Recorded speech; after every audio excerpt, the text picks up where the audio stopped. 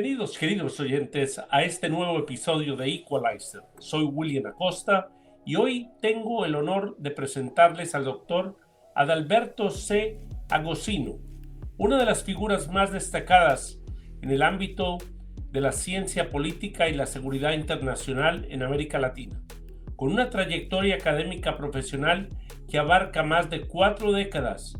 El doctor Agosino ha combinado la docencia universitaria, la investigación y la función pública al más alto nivel. Su experiencia incluye cargos diplomáticos, asesorías estratégicas en inteligencia y seguridad, y la formación de generaciones de profesionales en instituciones de gran prestigio, como la Universidad John F. Kennedy, la Universidad de Buenos Aires y el Instituto Universitario de la Policía Federal Argentina.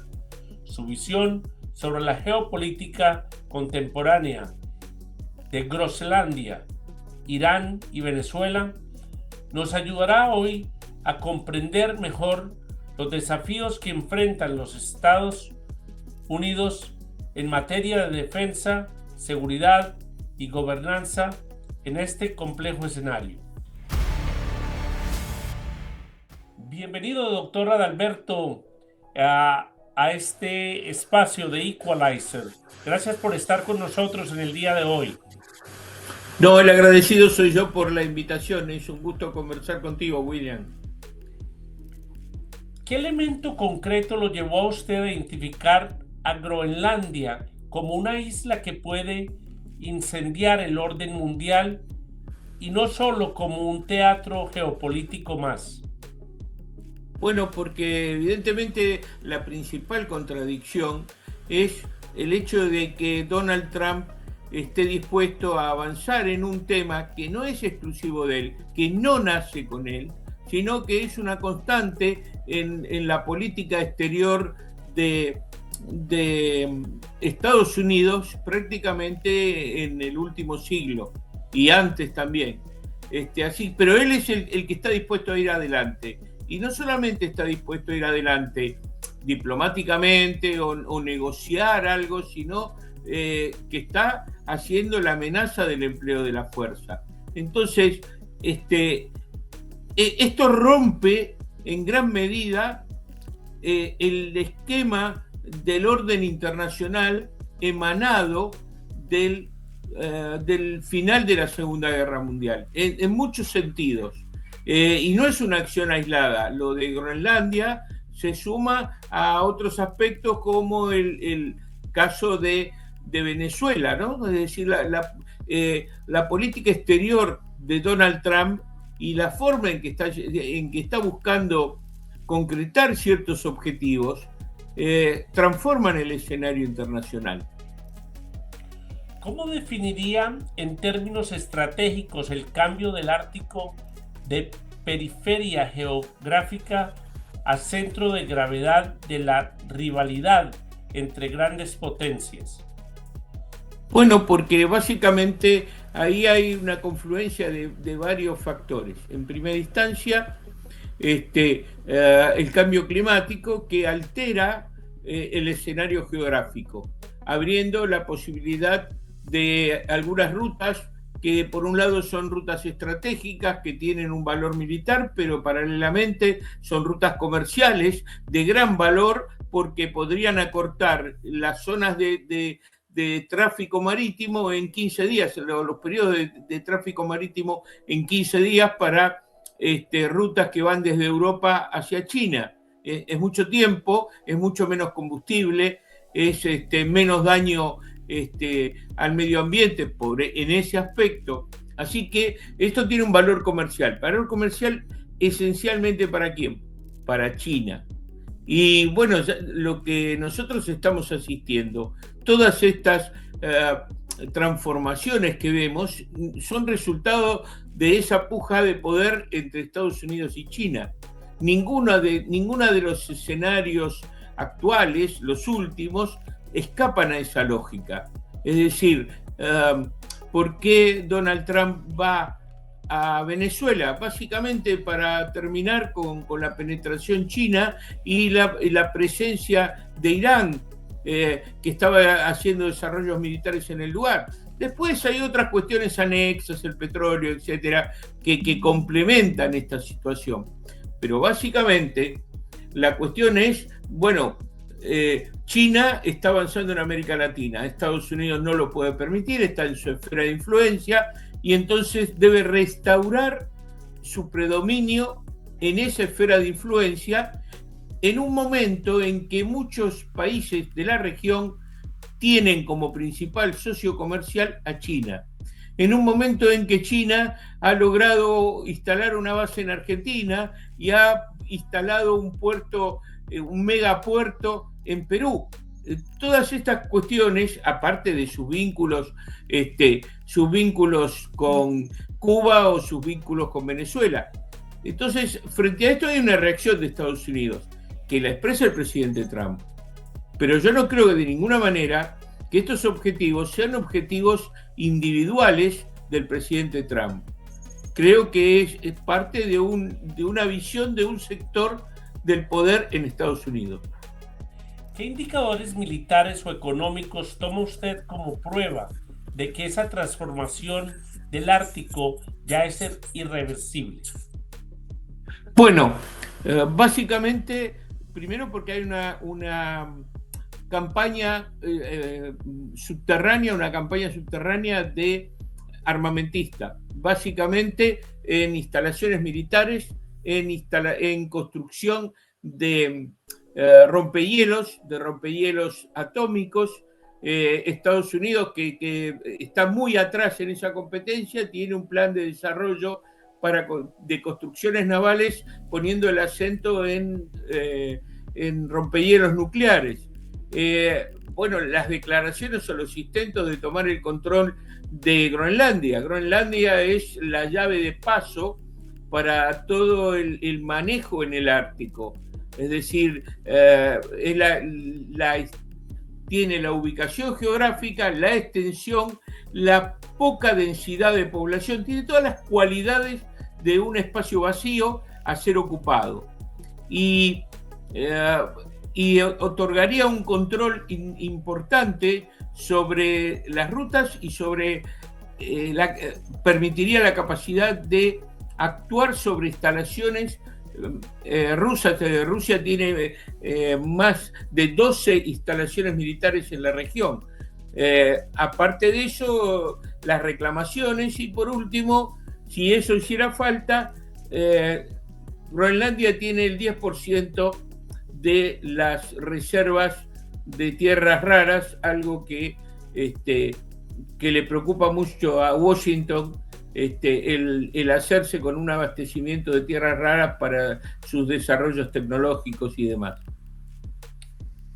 ¿En qué se diferencia Groenlandia de otros territorios estratégicos como el Mar de China Meridional o el Estrecho de Hormuz para que usted la considere pieza central del tablero geopolítico global? Bueno, a ver, si lo vamos a comparar, en el Mar de China Meridional tocamos otros aspectos. La conflictividad es una conflictividad abierta, tradicional, que nace inicialmente de la rivalidad entre China y su intento de recuperar a Taiwán y los intereses americanos en mantener a Taiwán independiente. Ahí se cruzan los intereses de Japón, que está renaciendo como potencia estratégica, rearmándose, que considera también vital la independencia de Taiwán. Y frente a eso, reclamaciones territoriales de Corea del Sur, de Vietnam, de Camboya. Hay todo un entramado. Pero ya es un conflicto planteado, es un conflicto dentro de, digamos así, es un área conflictiva, compleja, pero que ya está, digamos, prediseñada. Salvo que se produzca, como algunos especialistas dicen, antes del 2030 una invasión china, esto va a seguir con un juego de rivalidades. tensiones permanentes, pero sin nivel de ruptura. En el estrecho de Hormuz las cosas están planteadas, hay conflictos de intereses, pero no lo veo como un escenario a corto plazo que pueda adquirir una complejidad mayor. Dependerá un poco lo que ocurra con Irán, la situación de Irán y digamos así, alguna otra cuestión coyuntural, pero no me parece un escenario de prioridad. En cambio, Groenlandia, repito, es un espacio geopolítico vacío a ser ocupado, el Ártico en general, con una fuerte presencia de Rusia, con intereses de China, que considera esas rutas como potencialmente vitales, y me parece que lo que es la piedra de toque es el hecho de que Dinamarca no está dispuesta a ceder a Groenlandia. Los groenlandeses no quieren ser estadounidenses. Y Donald Trump no parece conformarse, al menos por el momento, con conformarse con un acuerdo que le dé ventajas económicas y estratégicas en Groenlandia. Quiere todo el paquete. Y esto es algo que va a hacer estallar la OTAN. Es decir, los países de la OTAN no pueden aceptar un acto de fuerza o de presión extrema por parte de Estados Unidos, porque haría deslegitimizar la razón de ser de la OTAN. La OTAN es una alianza militar para protegerse de Rusia y sus aliados. Una alianza militar creada, sostenida por Estados Unidos. ¿Cómo va a ser Estados Unidos el que rompa esa alianza yendo contra un aliado que no lo ha ofendido en ningún momento, que no se ha apartado de los intereses comunes? Esto es muy complejo. Todo esto bajo un argumento muy precario, extremadamente precario, de invocar la seguridad nacional. ¿Hasta qué punto el corredor GIUK sigue siendo tan decisivo en el área de submarinos más silenciosos y guerra cibernética como la fue durante la Guerra Fría? Digamos así, yo creo que sí, que sigue manteniendo su importancia, que sin embargo los rusos hacen un patrullaje permanente. Ahí hay que tener en cuenta no tanto el tema de los submarinos, yo tendría en cuenta los cables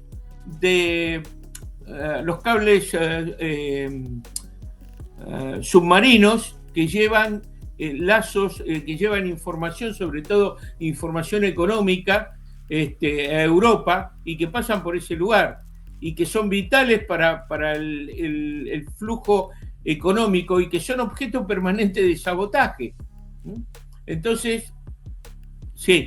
Hay algo, doctor, que la prensa no ha tocado, y es que Groenlandia es el lugar perfecto para minar Bitcoin y hacer estructuras por el frío que hace, las energías renovables que se producen, para que estos grandes computadoras no se recalienten, y tendría el control, si se ponen todas esas computadoras en Groenlandia, el control del lavado del dinero por medio de la criptomoneda. Es algo que nadie ha tocado. Sí, bueno, en realidad ese mismo escenario digamos así, de territorio frío podría encontrarse, sí, en Groenlandia, no cabe ninguna duda, pero también podría en algún lugar de Siberia o en algún lugar de Canadá. Siempre y cuando se den las dos condiciones, deben tener frío, pero también deben tener una provisión de energía eléctrica en grandes cantidades, porque todos sabemos que consumen un volumen elevadísimo de electricidad. y entonces tenemos en esos lugares, por el momento no tenemos la infraestructura eléctrica. Hoy, en este momento, es cuestión de inversiones, pero sí, es un aspecto a tener en cuenta, ¿por qué no? El tema de las criptomonedas. Lo más interesante es que estamos hablando de un territorio inmenso que está despoblado, que tiene un máximo de 60.000 habitantes, no llega a 60.000 habitantes. Es decir, es un espacio geopolítico vacío. Y bueno, hay una regla geopolítica que dice que no hay vacíos, los vacíos terminan por ser ocupados por alguien. Ahora, ¿puede Estados Unidos, que siempre ha sido visto como un campeón de la libertad, como un respaldo del orden internacional, como un respaldo de la democracia, cambiar toda esa digamos así, autoridad moral con la cual ha llevado adelante su política exterior a través del tiempo, o ha pretendido al menos llevarla adelante a través del tiempo, y recurrir a un nuevo paradigma de sus relaciones internacionales, poniendo por delante su propia seguridad y recurriendo a acciones unilaterales de fuerza? ¿Es eso no lo que viene? Sí. A mí eso lo tengo como en un balance, porque China y Rusia han hecho lo mismo, y Estados Unidos abandonó a Latinoamérica por más de 27 años, donde estuvo ocupado peleando guerras alrededor del mundo, donde estaba muy lejos de su jardín trasero. Ese abandono fue lo que le dio a China y a Rusia, a Irán y a otros actores anti-estadounidenses de fomentarse bien y solidificarse en Latinoamérica. Yo creo que fue un error de los gobiernos anteriores al presidente Trump de concentrarse tanto en ciertas áreas tan lejos del territorio norteamericano. Es importante balancear, pero nunca olvidar el jardín de la casa, porque está a pocas millas de las costas norteamericanas. También eso dejó que Irán fomentara en Venezuela y en la triple frontera sus grupos extremistas, donde por medio del narcotráfico fomentaron el terrorismo mundial. Ese ha sido el gran problema. ¿Considera que la OTAN ha actualizado adecuadamente su doctrina para contemplar el control del GIUC como prioridad de primer orden en un posible conflicto con Rusia? No, indudablemente yo creo que la OTAN ha descuidado varios escenarios y no se ha preparado debidamente para una situación de crisis. Creía que tenía todo controlado y digamos así, la invasión soviética a Ucrania, rusa a Ucrania, los encontró descolocados. Tuvieron que salir a hacer un replanteo, aumentar su gasto militar, reequiparse, actualizar equipamiento, etc.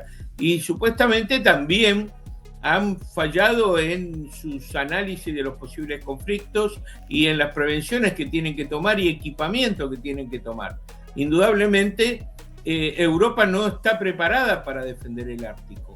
Y esa es una de las cuestiones que Europa tendría que plantearse. Es decir, si le va a pedir a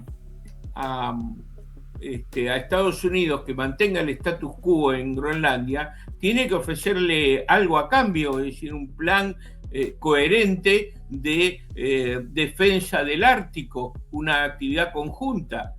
Pero eso no lo estamos viendo, ni siquiera estamos viendo una política europea cohesionada. Son 27 estados y solamente 6 acudieron al llamado de Dinamarca de enviar alguna representación militar. Y la verdad es que de esos 6, la representación es meramente simbólica. Algunos mandaron un oficial de las Fuerzas Armadas y los que más mandaron 13. Esto no es realmente una presencia conjunta para decir estamos apoyando la independencia de Groenlandia. No, y solamente 6 estados han manifestado su oposición. ¿Qué pasa con los 21 restantes? Miran para otro lado. Esto es más grave aún, porque Groenlandia no es parte de la Unión Europea. Dinamarca es parte de la Unión Europea, pero Groenlandia no lo es. Así que esto también dificulta el apoyo. Es decir, hasta qué punto Europa está dispuesta a enfrentarse de alguna manera con la decisión de Estados Unidos de incorporar a Groenlandia. Hasta qué punto Estados Unidos está dispuesto a avanzar en Groenlandia a costa de que se produzca una fractura en la OTAN, porque todo no puede seguir igual en estas dos circunstancias. Es decir, si Estados Unidos actúa unilateralmente, eso va a tener un efecto sobre la OTAN. No puedo predecir cuál es, pero va a tener un efecto sobre la OTAN, no cabe duda. La otra cosa es que muchos países de la OTAN no contribuyen la misma parte de dinero para la organización. Estados Unidos carga casi con todos los gastos por muchos países que no contribuyen equitativamente. Y ese yo creo que ha sido un problema. El otro problema es que deben como de reconfigurar a las Naciones Unidas. Las Naciones Unidas está obsoleta. Cuando hay problemas como el de Venezuela, callan silenciosamente porque el grupo izquierdista dentro de las Naciones Unidas apoya siempre a la izquierda y el que calla otorga. Venezuela se sumió en estos 25 años en violaciones de derechos humanos, en muertes, desapariciones forzosas, encarcelamientos de personas sin juicios, y las Naciones Unidas vio silenciosamente.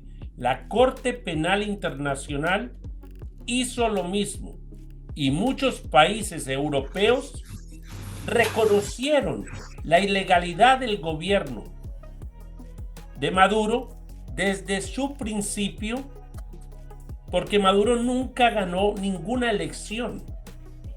O sea, no podemos decir que son organizaciones de orden cuando son organizaciones que selectivamente apoyan los intereses de la izquierda dentro de esas organizaciones.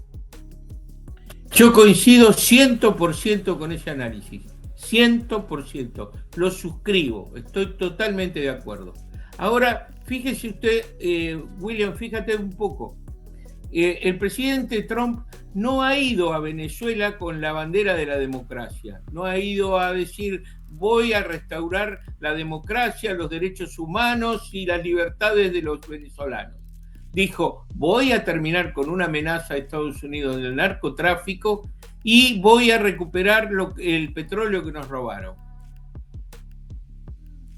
¿Dónde está la democracia? Es decir, hemos tenido, los que pensamos que Estados Unidos iba a hacer un cambio de régimen, lo que nosotros esperábamos que terminara con eso, la verdad es que nos sentimos tan frustrados como se puede sentir Corina Machado, ¿sí? Es decir, acá no hay cambio de régimen, no por el momento, no por el momento al menos. Porque el poner a María Corina Machado y al presidente electo Edmundo, que ese señor no se ha querido juramentar. Mire, desde que él fue elegido, yo vengo diciendo en cada programa, es un señor mayor que debió de juramentarse bajo la Constitución venezolana. Después de unas elecciones, el presidente electo tiene 6 meses para juramentarse. Ya han pasado más de un año y el señor no se quiere juramentar. Entonces, ¿cómo Estados Unidos puede tomar en serio una oposición que hace lo que les da la gana también? O sea, si ellos mismos no toman el control de su futuro, ya se hizo lo más difícil, que fue sacar a Nicolás Maduro hacia una cárcel norteamericana, donde hubo pérdidas y hubo daños colaterales como en todo enfrentamiento. Pero ya es tiempo de que la oposición, así vayan a unas nuevas elecciones y ganen, si están tan desorganizados y no tienen la confianza de la comunidad internacional y de Estados Unidos, ¿cómo pueden liderar un país tan complejo como Venezuela? A mí me parece que acá tendríamos que analizar un par de aspectos. Primero, no tenemos ninguna certeza de que haya una hoja de ruta para establecer una transición del régimen chavista a un régimen más democrático. No la hay. No hay declaraciones en ese sentido. Si tuviéramos esa hoja de ruta y si se cumplieran algunos de los preceptos de lo que se han anunciado, el régimen chavista podría verse beneficiado con un levantamiento de sanciones, con alguna ayuda económica de los Estados Unidos a través de la comercialización del petróleo, etc. Todo eso, cualquier mejora en la situación de Venezuela quedaría a favor del régimen chavista, no en contra del régimen chavista. Aparte de esto, debemos tener en cuenta una cuestión. La mitad de la población venezolana tiene menos de 30 años. Quiere decir que ha crecido, se ha educado y ha vivido bajo el régimen chavista. No conoce otra cosa. Así que un proceso de transición de este régimen a una cuestión más democrática es difícil de imaginar. Es un proceso muy complejo. Por otro lado, la oposición no es Corina Machado ni Edmundo González. No lo es. Es decir, es un panorama más amplio de un conjunto de políticos que dicen tener una representación que nadie sabe con certeza cuál es su representación. Porque como no ha habido elecciones transparentes, no podemos saber si estos dirigentes tienen apoyo popular o no lo tienen. Por otra parte, a nivel local están las autoridades chavistas y no podemos, por el solo hecho de que sean chavistas, no podemos decir que no tengan algún tipo de apoyo local al menos. Así que la idea de que se pueda hacer una transición inmediata o un llamado a elecciones inmediato, a mí no me parece estimable. Pero, doctor, lo que sí es viable y es concreto es que como Nicolás Maduro no ganó ninguna elecciones, él fue puesto por el régimen cubano, por los Castro, fue indoctrinado desde los 18 años en Cuba, estudió allá. Él, todos los documentos que firmó y los préstamos con China, con Rusia, con Irán y con todo el mundo que le debe dinero, todas las personas que puso en posiciones, incluyendo la vicepresidenta, son ilegítimos. Toda la gente que está ahí son ilegítimos. Es que aquí no hay una cosa, cuando yo me río, porque yo fui uno de los primeros que salió diciendo desde el comienzo que a Nicolás Maduro era un criminal del común, que podíamos ir a sacarlo de Venezuela con la orden ya de arresto que había en contra de él. Lo mismo que hay una orden contra Diosdado Cabello, contra Padrino López y contra una cantidad de miembros de esta organización, llámese Cartel de los Soles o llámese una junta del narcotráfico en Venezuela. La conspiración, no importa qué parte de ese esquema uno forme parte, todos son culpables de los crímenes que se han cometido. Lo que pasa es que hay gente que se creen expertos en la materia. Por lo primero, no hablan el idioma.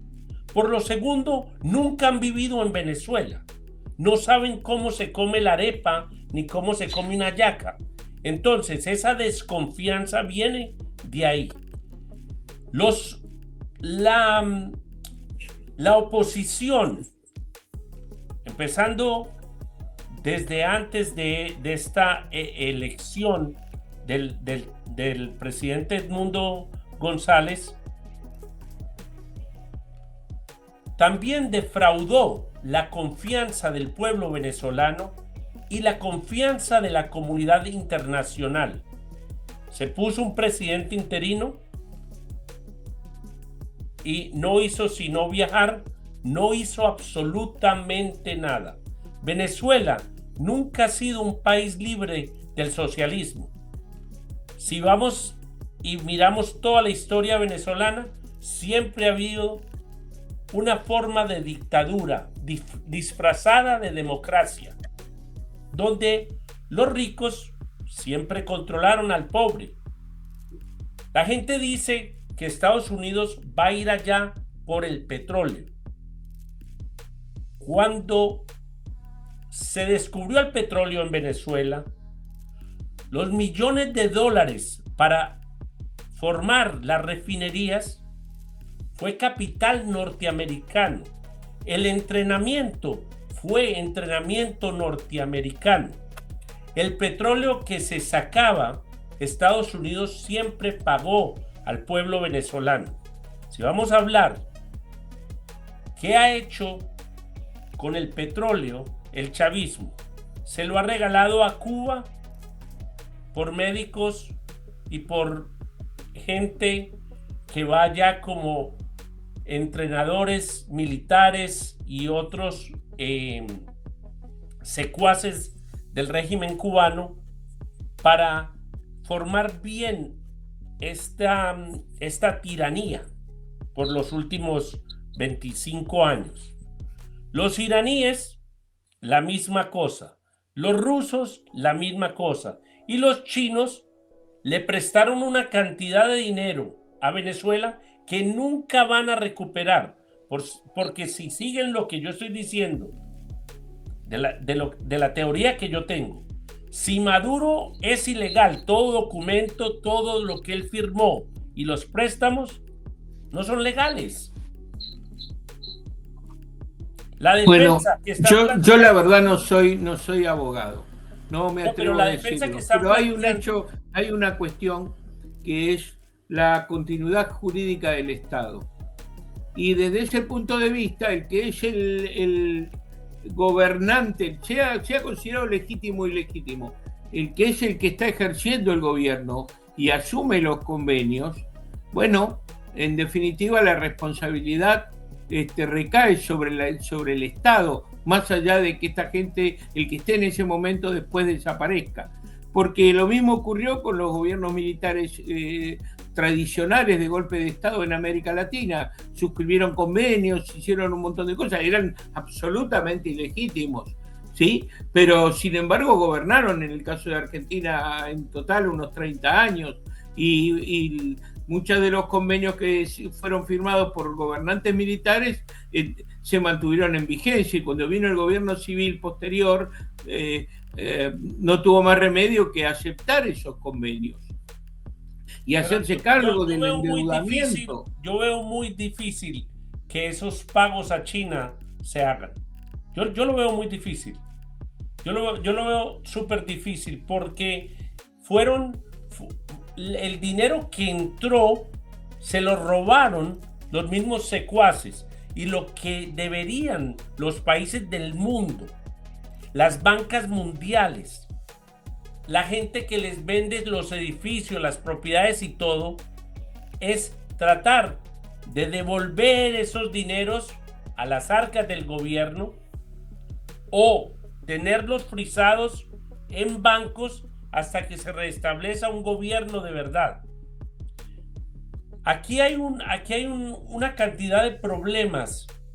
Yo creo que si algo deben de aprender en Latinoamérica es que la izquierda no funciona. Funciona para los 10 que están en cargo y el resto del pueblo recibe migajas, y al final acaban con infraestructuras, acaban con hospitales, acaban con toda la infraestructura de un país y lo dejan en la ruina. Entonces, dales un pase a ellos, como estaban planteando al principio. No, que Maduro se vaya con el dinero, que Diosdado se vaya para Rusia, que Padrino se vaya para acá. Es como decir que el crimen paga, y estamos enseñándole a las nuevas generaciones: súbasen al gobierno, instálense como socialistas, roben, porque aquí no van a haber consecuencias. Hay que mandar un mensaje contundente contra estas organizaciones criminales para que no se repita, porque el que no conoce su historia está ¿cómo se llama? Condenado a repetirla. Condenado a repetirla. Y eso lo decía Pablo Escobar. Ya en la cárcel está eso escrito en un mural, en la cárcel que él construyó en Envigado. Yo tengo otro. Yo creo que Venezuela debe de eliminar por completo los ojitos de Chávez que pusieron en todas las autopistas, todos los libros que ellos pusieron en las escuelas. Y de la misma manera que ellos eliminaron a la señora María Corina para que no pudiera ser parte de un gobierno, para que no pudiera correr para presidenta, de la misma manera tienen que hacer con el PSUV y el chavismo. Eso tiene que ser borrado de la historia venezolana. Que vengan otras nuevas estructuras, y si son aceptadas, bien, pero no podemos seguir cayendo cada 4 o 5 años a todo lo que se construye, devolverlo otra vez al control cubano. No se puede. Cuba, Rusia, China, Irán han saqueado no solamente el petróleo venezolano, que la gente dice Estados Unidos nos va a robar el petróleo. ¿Y por qué no han dicho todo lo que ha robado Irán, Rusia, China y todos estos países, y Cuba, en estos 25 años? ¿Por qué la gente no mira eso? Porque el pueblo no ha recibido ni un dólar en estos 25 años del petróleo. Ninguna cosa. En los hospitales no hay medicina, los médicos se han ido del país, las escuelas están vueltas nada, las universidades lo mismo. No hay ni medicinas, y la comida que llega la cobran en dólares en un país que no pertenece a Estados Unidos y está completamente dolarizado. Hay especulación de precios. Yo le apuesto, Estados Unidos está mandando ahora buques llenos de comida. Más se demora la comida en llegar al puerto que los especuladores del mismo chavismo subir los precios de todo, porque hay escasez. Porque allá pasa eso. Un día usted paga $1 por algo y al otro día va a comprarlo y vale $10.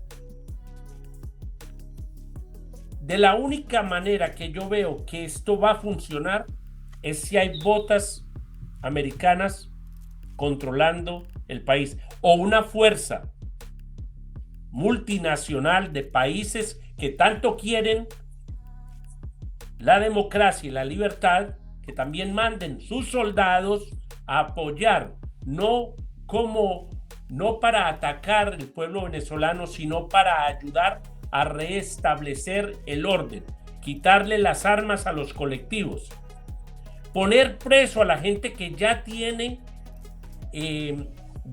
casos abiertos alrededor del mundo y restablecer una democracia sólida. Lo hemos hecho en diferentes partes del mundo, pero este es Latinoamérica y esto no se puede hacer a control remoto. Esto no se puede hacer con videollamadas y visitas a Washington. No se puede hacer de ninguna manera. Estoy de acuerdo plenamente contigo, pero fíjate, esto no está pasando. Acá no hay ningún cambio de régimen. El chavismo no ha desaparecido. Desapareció una figura, una parte de esto que es Maduro. Pero el resto lo acabas de decir tú. El resto de sus secuaces, el resto de la banda sigue en el poder.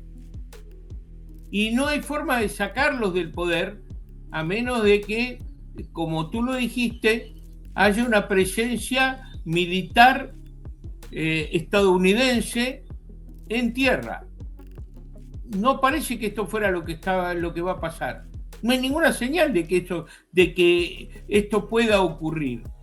Acá lo que vemos es una negociación secreta de decir, bueno, miren, lo sacamos a Maduro, ustedes corrijan algunos de los excesos, no persigan más a la gente, y entonces nosotros miramos para otro lado y los que eran ustedes delincuentes y estábamos dispuestos a pagar para su captura, ahora nosotros vamos lentamente a olvidarnos del tema y a levantar las sanciones, y entonces no vamos a pedir más que los detengan, y etcétera, etcétera.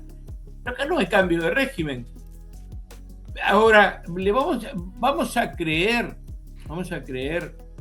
que de pronto Delcy Rodríguez y Diosdado Cabello o Padrino López, cualquiera de esos se convirtieron en demócratas, que el problema era Maduro. No, el estalinismo siguió mucho después de muerto Stalin, ¿sí? Los Rodríguez llevan el crimen en su ADN. Su padre era tremendo izquierdista y tremendo criminal. Ellos, porque les mataron a su padre, llevan una venganza por dentro contra todo lo que sea la democracia.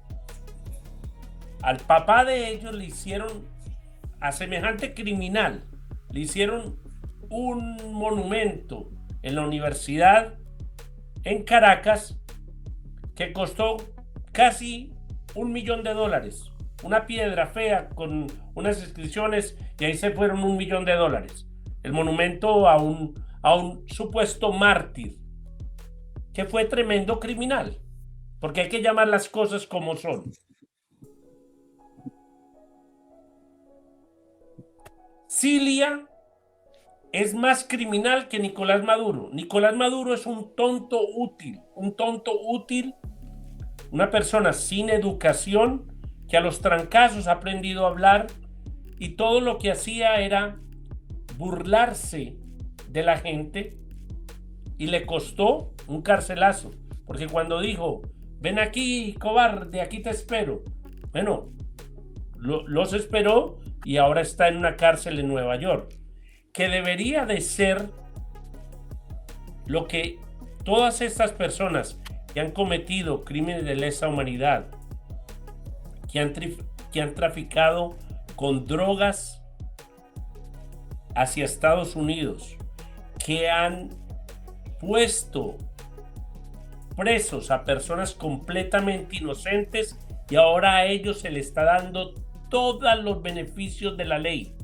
Tienen abogados, se les va a dar el proceso completo, que ellos no lo han hecho. Están diciendo que van a dejar salir personas y nunca hablan de los militares que llevan mucho más tiempo que muchos de estos políticos de la oposición que están liberando. O sea, cuando los políticos de la oposición hablan de la liberación de los presos, usted nunca los escucha hablar de policías ni soldados. Siempre hablan de sus amigos. O sea, es un nepotismo. ¿Por qué no hablamos de que si Estados Unidos supuestamente está en control de Venezuela, dale 48 horas máximo, 72 horas, para que todos los presos salgan? Porque ¿qué va a pasar? Estados Unidos abre su embajada, dejan a esta gente donde está y empiezan otra vez los secuestros de argentinos, de estadounidenses, de europeos y todo, porque los usan como fichas de canje. Ellos ya saben que a todos los países les duele sus ciudadanos y van a darles todo lo que ellos pidan. No podemos continuar cayendo en el juego de la izquierda. Lo están usando en Colombia, lo usan en todos los países, porque saben que si nos secuestran a un ciudadano, nosotros vamos a hacer. Se lo hicieron a Israel. Israel, por cada israelí que sueltan, devuelve 3,000 terroristas otra vez a las calles. ¿Cuándo va a terminar el conflicto? Si estamos diciendo, usted tiene 200 años de cárcel, pero si cogen un israelí, yo me olvido de los 200 años y lo suelto para que siga matando al pueblo. O sea, hay algo, no sé si la gente se la está fumando verde o hay algo mal. La gente que está entrando a la diplomacia, a la política, no tienen como la dureza y el compromiso con la humanidad.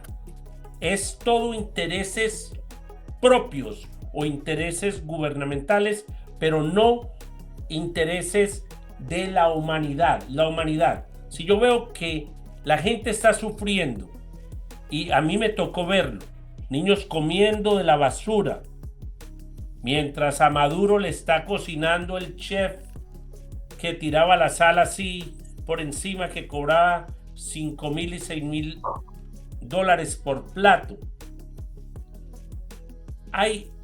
Y la prensa lo publicaba como gran cosa, pero no saben la miseria que está pasando el pueblo.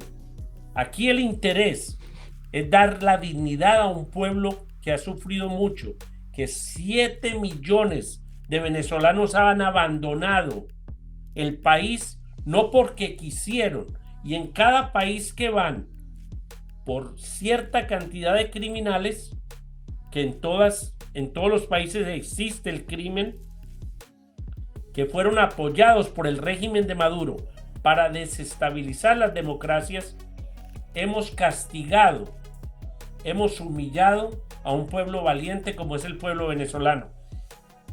Yo lo he visto porque viajo por todas partes.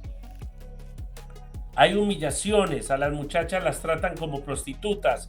La xenofobia que hay en Latinoamérica por el Tren de Aragua se expandió. Estados Unidos deja de entrar por medio de Biden a cantidad de venezolanos, entre ellos... Sí, William, estoy de acuerdo, pero eso en Argentina no ocurre. No, en Argentina no. Los venezolanos en Argentina son muy valorados, apreciados, nadie tiene problema con ellos y ellos no pueden decir que son discriminados. Son excelentes trabajadores, son gente muy seria y muy amable. Tienes suerte, si vas a un restaurante y te atiende un venezolano, tienes suerte. Te atiende un argentino, más o menos. ¿Tá? Es que es a lo que yo voy.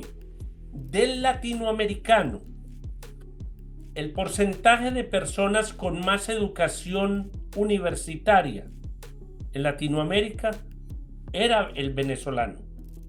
El venezolano le gustaba estudiar, le gustaba salir adelante, es muy emprendedor. Y la gente tiene una educación porque hay una mezcla de europeos, de árabes. Venezuela es un conglomerado de toda un portugueses, de una cantidad de personas que vinieron desde afuera y se establecieron, y ahora sus hijos, sus nietos tienen toda esa parte de la mezcla de la cultura con el venezolano tradicional.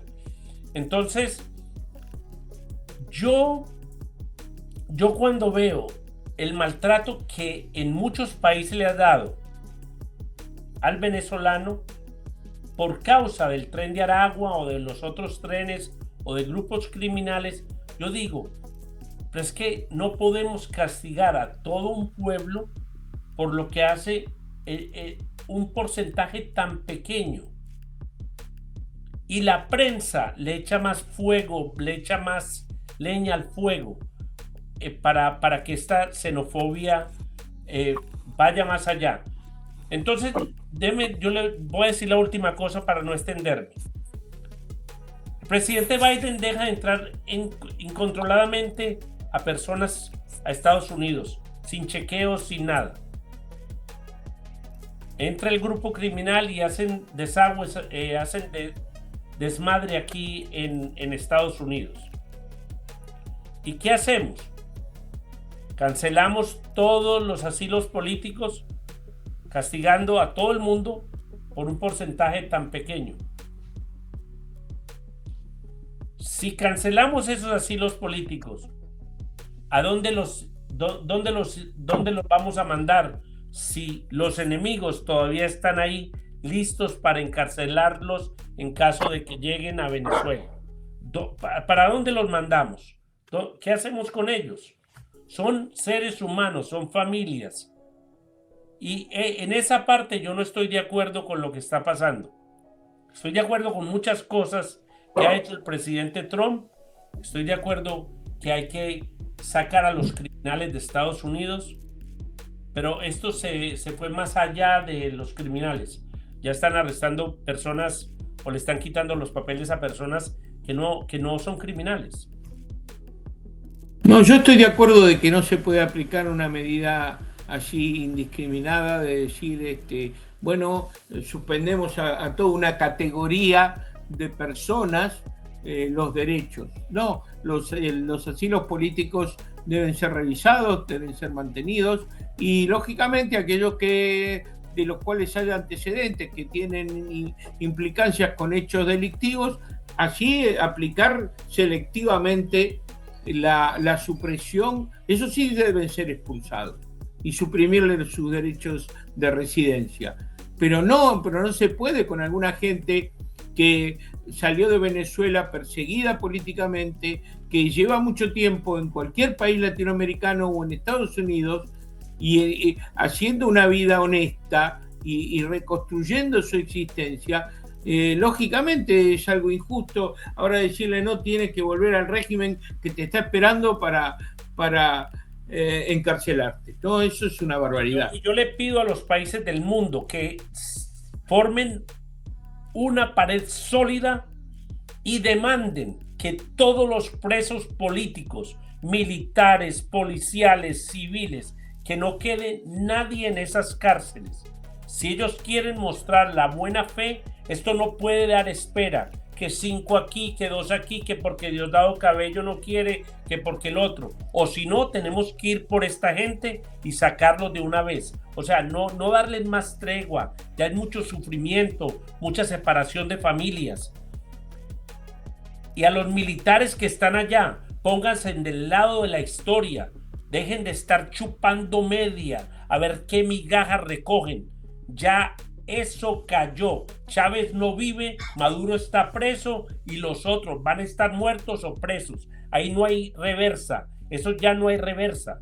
No hay reversa. Ese es mi mensaje para la gente que me está escuchando. Vamos a hablar un poco de Irán. En el ojo de la tormenta. ¿Qué elementos lo llevan a afirmar que el andamiaje de legitimidad de la República Islámica se encuentra peligrosamente erosionado a inicios del 2026? Bueno, básicamente hay una confluencia también ahí de factores. Es decir, lo que detona, lo que precipita las protestas es la grave situación económica. Pero hay otros elementos que confluyen en el descontento.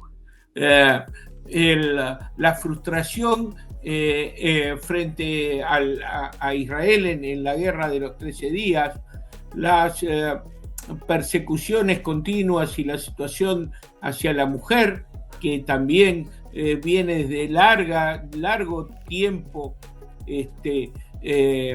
digamos así, siendo un factor de descontento hacia el régimen. Todo eso confluye en generar una masa crítica de descontento que estalla finalmente por una conflictividad que se da esencialmente económica en el bazar y en el comercio.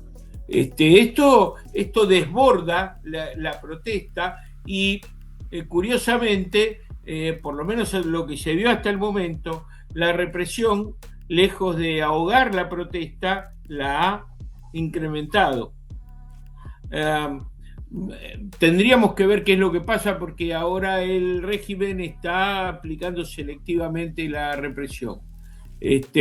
Y también el número de muertos es demasiado elevado como para que un movimiento de protesta desarticulado pueda mantenerse en el tiempo. Es decir, nosotros no identificamos líderes, por lo menos no lo vemos claro. No hay líderes, no hay un proyecto, no hay fracturas visibles en las Fuerzas Armadas. Entonces,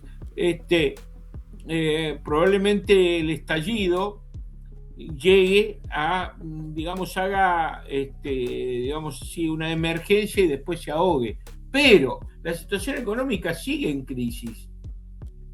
El agotamiento del régimen, la conducción que está envejecida, 37 años en el poder, mucho tiempo, la misma persona, sin una sucesión clara.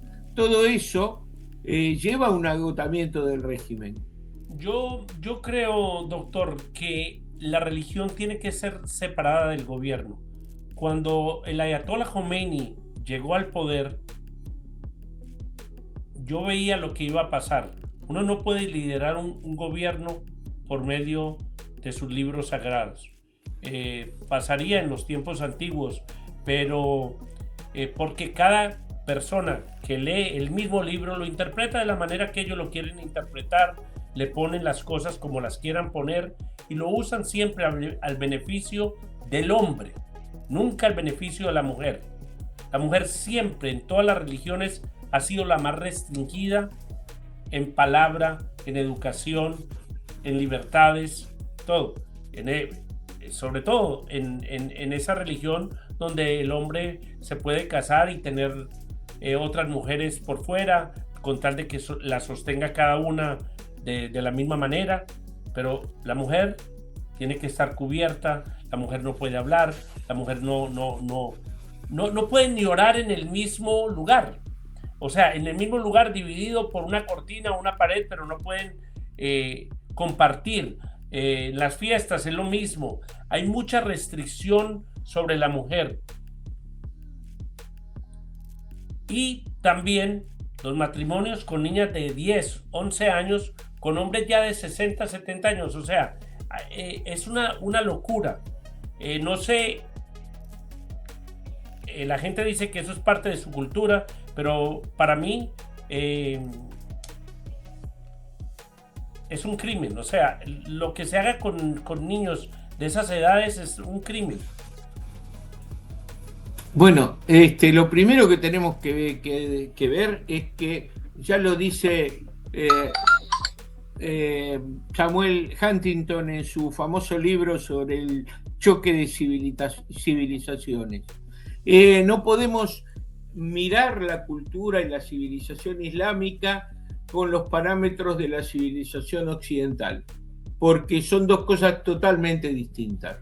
La civilización islámica en muchos aspectos se ha quedado en la Edad Media, se ha quedado antes del Renacimiento, tiene unas estructuras, no hay transferencia, en Occidente se produjo una transferencia de las lealtades locales a las lealtades regionales y las lealtades regionales a las lealtades nacionales.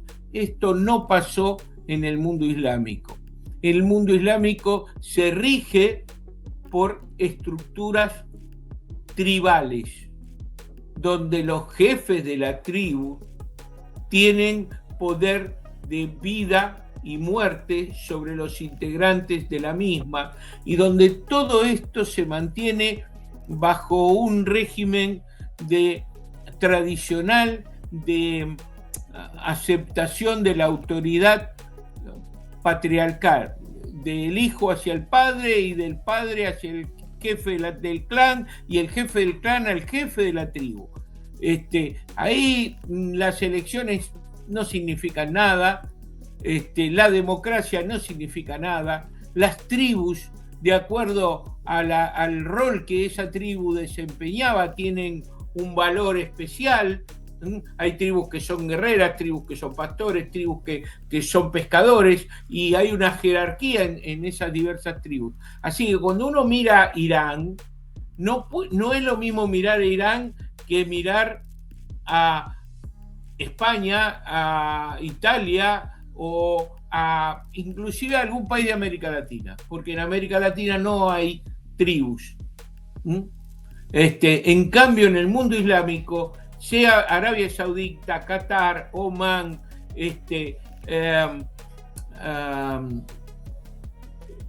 Irán, con distinta religión, aún los más occidentalizados, los que están más cerca de Occidente, como puede ser Marruecos, Túnez, hasta en alguna medida Argelia, ¿sí?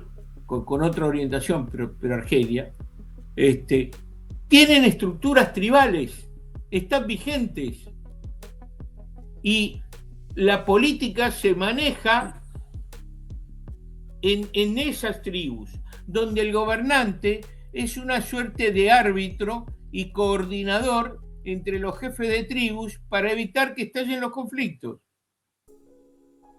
Y la religión es la base, y uno habla con gente muy erudita, muy digamos así, muy racional y occidentalizada, y cuando habla de su familia, esa persona cambia y vuelve al sistema tradicional, y no va a presentar a su esposa, no va a llevar a su esposa a ningún encuentro, etcétera, etcétera. ¿Por qué? Porque la estructura tradicional de la cultura así lo impone. ¿Qué diferencia ve entre el discurso duro de Jamenei y la postura más matemizada de figuras como Pezeshkian frente a las protestas?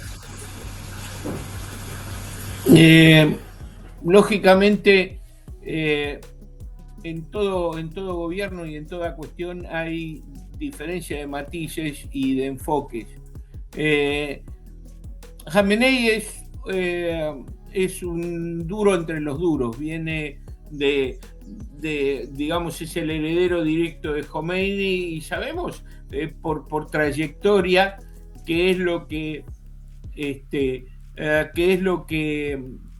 ha estado haciendo durante tanto tiempo. Hemos visto a los disidentes colgados de grúas, lo vimos ejecutar mujeres por cuestiones mínimas, por hacer alguna crítica o por vestirse en estilo occidental. Bueno, lógicamente hay gente que se presenta como renovador, con ideas un poco más suaves y de mayor entendimiento, pero en esencia ningún dirigente escapa a las reglas generales, si no, no serían aceptados como tales.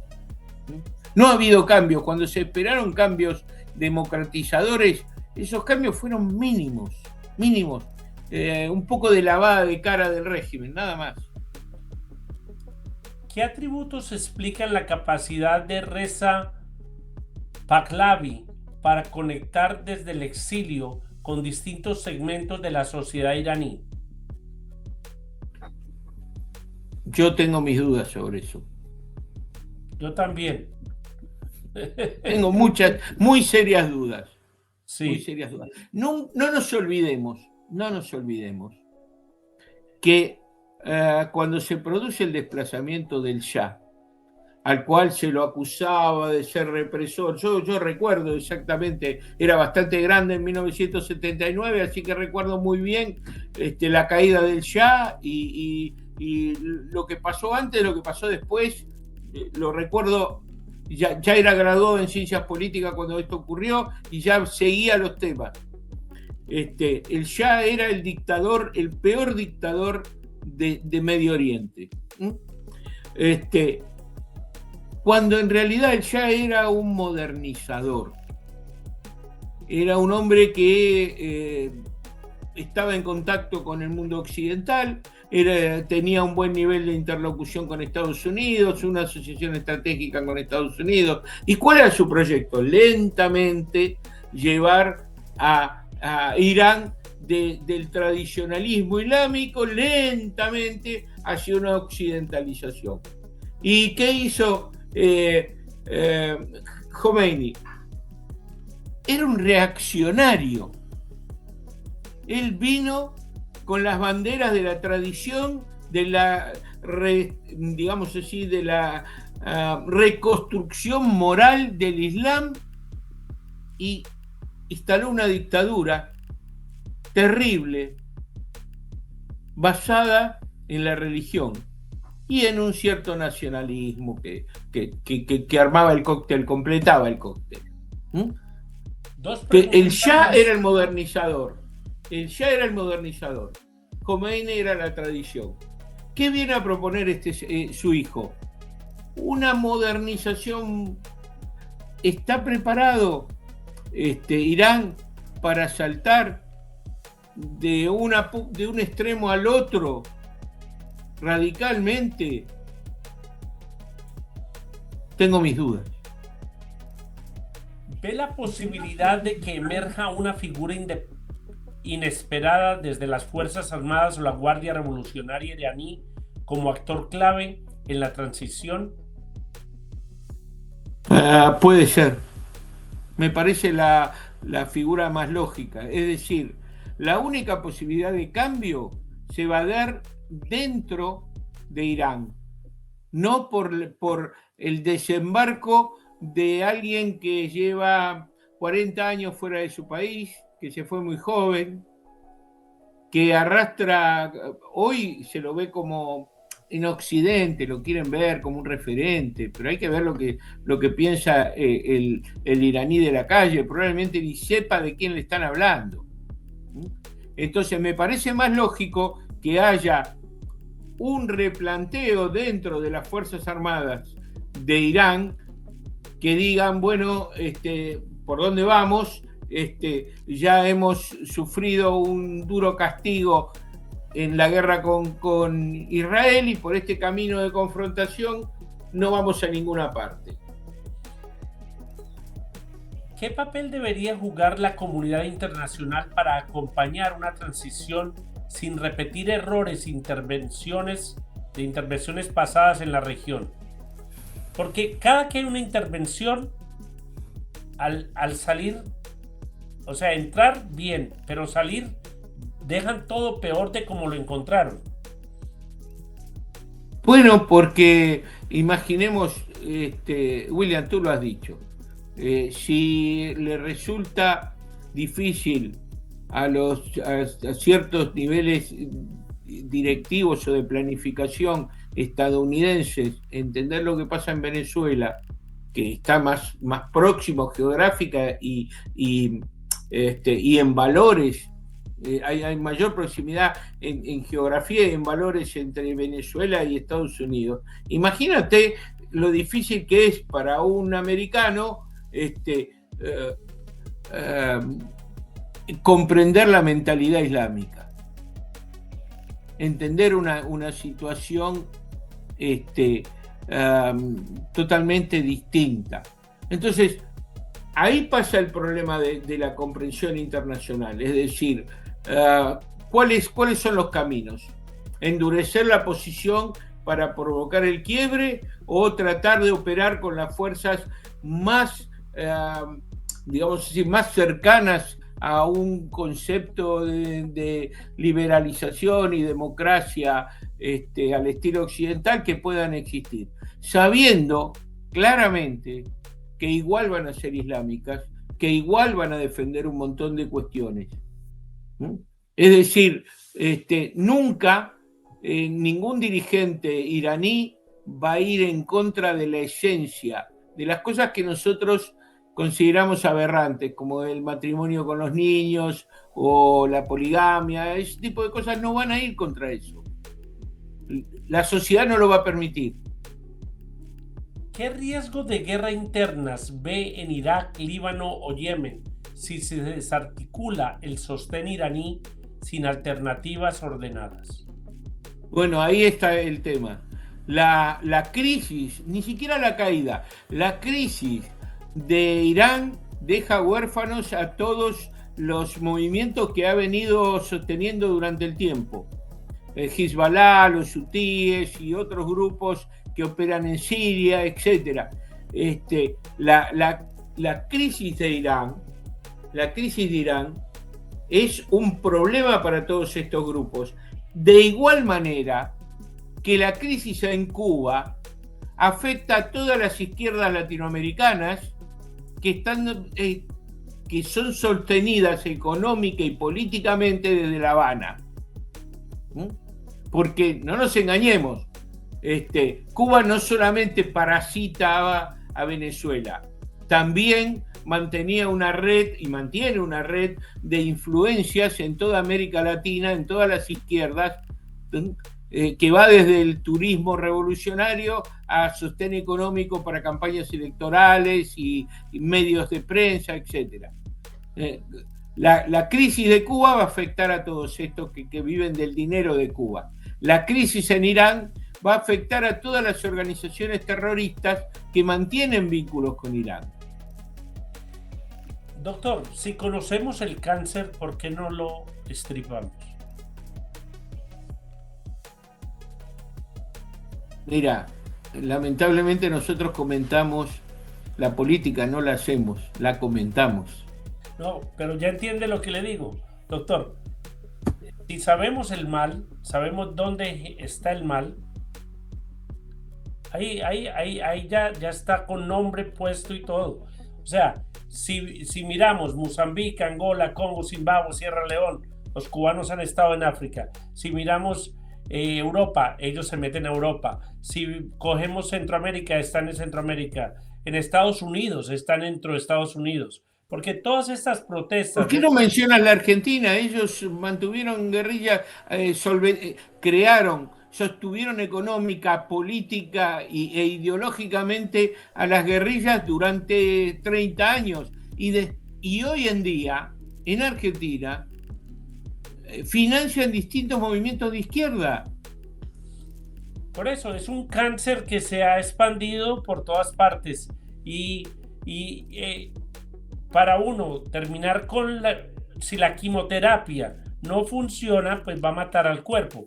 Pero si se estripa y se remueve por completo y se matan las celulitas que queden por ahí, pues ya es muy difícil de volver a que un movimiento que lleva 60 años vuelva y salga. Izquierda, mira, desde la caída de la Unión Soviética, la caída del muro de Berlín, eso prueba que el comunismo, el leninismo y todos los nismos no funcionan. Estamos tratando de reinventar la rueda que si la pones cuadrada no rueda. Entonces, mira, yo te voy a decir una cosa. A mí me tocó vivir 3 años en la Unión Soviética, ¿sí? Desde 1992 a 1996. Viví en la Unión Soviética. Vi lo que quedaba cuando se desmoronó el comunismo. Y sé positivamente que eso no funcionaba. Sin embargo, hay un montón de políticos latinoamericanos que van a Cuba, ven lo que es Cuba una ruina, donde nada funciona, y vuelven a sus países y hablan de maravillas de Cuba y quieren convertir a sus países en Cuba. ¿Por qué? Porque todos quieren ser Fidel. ¿Sí? Todos quieren ser el líder supremo. Lo cómico, yo escribí un artículo, doctor, muy cómico, que estos son izquierdistas de YouTube y de redes sociales, porque ninguno manda a sus hijos a estudiar allá, no se mudan a vivir allá el día a día del cubano, y lo mismo hacían con Venezuela, el chavismo, el Chávez vive y todo, pero ninguno de los de Latinoamérica se mudaron a vivir a Venezuela. ¿Por qué será? No, mira, cuando buscan universidades en Europa, en países demócratas, en Estados Unidos, todos mandan a sus hijos, incluyendo Osama Bin Laden tenía a sus hijos estudiando en Nueva York cuando cayeron las torres. Mira, esto es lo mismo que ocurre acá en Argentina y en América Latina, ¿no? Cuando un izquierdista tiene un poco de dinero, lo va a gastar a Miami, a Disney World y demás. Cristina Kirchner, que criticaba duramente a Estados Unidos y se ponía en víctima, y que hasta ordenó que se hiciera el allanamiento de un avión de los Estados Unidos, de la Fuerza Aérea de los Estados Unidos, que venía a dar un curso gratuito de cooperación a la policía de la Argentina. Lo hizo allanar y le retuvo la documentación, etcétera, bla. Ella decía que el lugar que más le gustaba visitar era Orlando. Sí, es una locura. Doctor, es un placer haberlo tenido aquí, y espero que esta sea una de las muchas invitaciones que me acepte. Ha sido muy amena la charla, y pienso que nuestros oyentes van a poder tener otra imagen de las situaciones que se están dando tanto en Venezuela como en Irán como en Groenlandia. Le agradezco de todo corazón. Dios lo bendiga a usted y a su familia, y gracias por aceptar mi invitación. No, el agradecido soy yo. Yo también espero que esta sea la primera de muchas charlas, y te agradezco infinitamente la oportunidad de conversar contigo y de llegar a tu auditorio, y hacemos lo que podemos para mejorar el mundo. Lo hacemos con lo que tenemos, que es nuestra capacidad para analizar y hacer un discurso explicativo. Bueno, te lo agradezco, lo mejor para ti y para los tuyos, y estoy siempre a tu disposición. Un gran abrazo. Hemos llegado al final de este episodio de Equalizer. Quiero agradecer sinceramente a mi invitado, el doctor Adalberto C. Agosino, por su participación y por compartir con nosotros sus valiosos conocimientos y experiencias. A nuestros queridos oyentes, si les gustó este episodio, por favor denle me gusta y compártalo con sus familiares y amigos. No olvide suscribirse al canal y seguirnos en los enlaces que aparecen en pantalla. Un especial agradecimiento a nuestro equipo de producción. Sin su compromiso y dedicación, este programa no sería posible. Soy William Acosta y esto fue Equalizer. Hasta la próxima. Dios los bendiga.